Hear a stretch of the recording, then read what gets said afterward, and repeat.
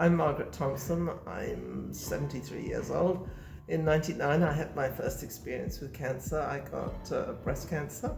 Then 4 years later, I got acute myelogenous leukemia, and that came with a stem cell transplant, which fortunately saved my life.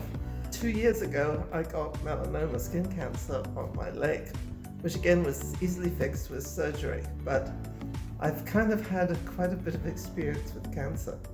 There's a big difference between patient advisory groups that get attached to research and patient partners and patient-oriented research.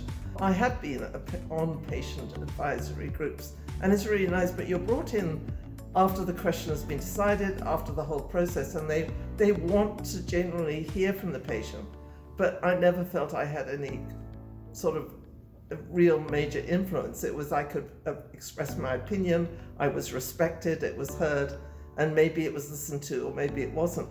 Patient-oriented research I found was so exciting because I was there at the beginning. I really felt a partner, and unless you've experienced the other, you don't really understand, and I'm just getting into it. But it's wonderful to be considered an equal partner. When you think about the older adult and cancer and being unique, it isn't actually unique, because anybody who has cancer has a unique experience because they're a unique individual. But what is common to older adults with cancer is some of the issues they're facing that the younger adult might not be. They could be a caregiver for their spouse. They could have other medical conditions which would be exacerbated by the cancer or the cancer treatment. They could also be from a generation where the doctor knows best, and they're not used to being the approach now with partnership where patients are given choices for their treatment. But when it came to the workshop, it was interesting because I was accepted. I was one of the seniors, and they were, and I'd had cancer, so there was a commonality there which made it easy to facilitate the group. Now, because of my cancer treatment, I have trouble with short-term memory, and the nurse researcher was great because she provided me with a note taker, so I didn't have to remember or have the stress. And I think that's important when you're working with a patient partner, that you ask them if there's anything that can make their participation easier. It really helped the fact that I was a senior who had had cancer experience, so that when I was listening to the stories and I could understand them and also add things that, yeah, that was really bad, that point, or whatever it was. They knew that I had been there, gone through the experience, and was their age and understood the issues that we all faced as a cohort.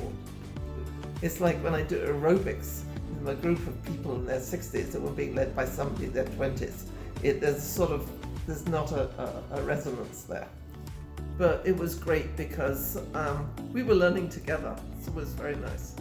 I think it's really important that the patient partner and nurse researcher sit down and talk about what their expectations are of their roles. Now, Saskatchewan Patient-Oriented Research Group has a tool that you can sit down and look at it, and it's a beautiful tool because you can go through the different columns and see exactly where each of you, and discuss. If the patient points to the column that they think they're at, and the patient researcher says, well, I was really thinking that maybe you could play this role, and then you could talk about maybe shifting where you think each other might be.